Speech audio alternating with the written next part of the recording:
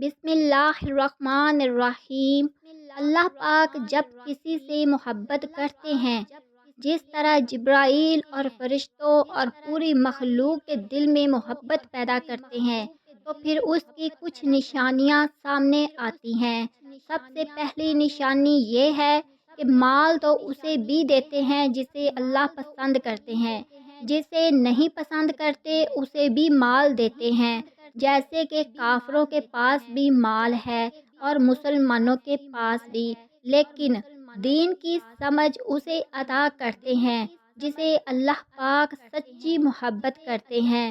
تو پہلی نشانی یہ ہے کہ جب اللہ کی محبت انسان کو نصیب ہوتی ہے تو وہ دین کو پسند کرتا ہے اور دین والوں کو پسند کرتا ہے۔ دوسری نشانی یہ ظاہر ہوتی ہے کہ اللہ پاک اسے دنیا کی مشکلات سے بچائے رکھتا ہے، دنیا کی ذلتوں سے بچائے رکھتا ہے، جیسے کہ بیمار کو پانی سے ڈاکٹر بچاتا ہے۔ اللہ پاک دنیا کے نشے سے اسے دور رکھتے ہیں۔ تیسری نشانی یہ ظاہر ہوتی ہے جہاں سارے لوگ گھبرا جاتے ہیں۔ اللہ جب کسی سے پیار کرتے ہیں، جس طرح اس کو دین سے محبت عطا کرتے ہیں، دیندار بنا دیتے ہیں، جہاں اللہ اسے دنیا کے نشے سے دور رکھتے ہیں، وہاں اللہ پاک تھوڑی سی آزمائش بھی کرتے ہیں۔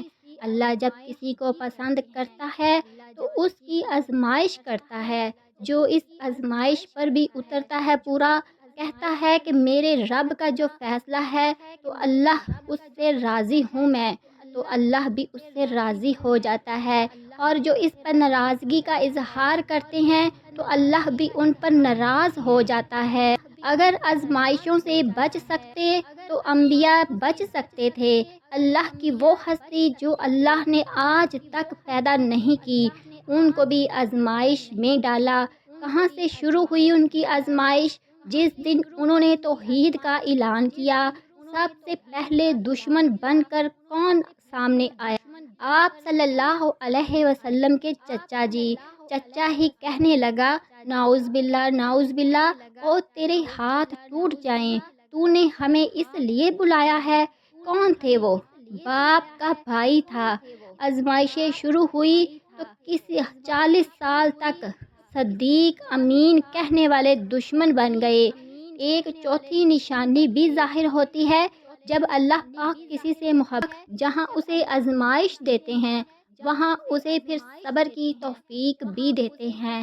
اللہ پاک صبر کرنے والوں کو پسند کرتے ہیں۔ بے شک اللہ پاک ہم سب کو صبر کرنے کی توفیق عطا فرمائے، آمین۔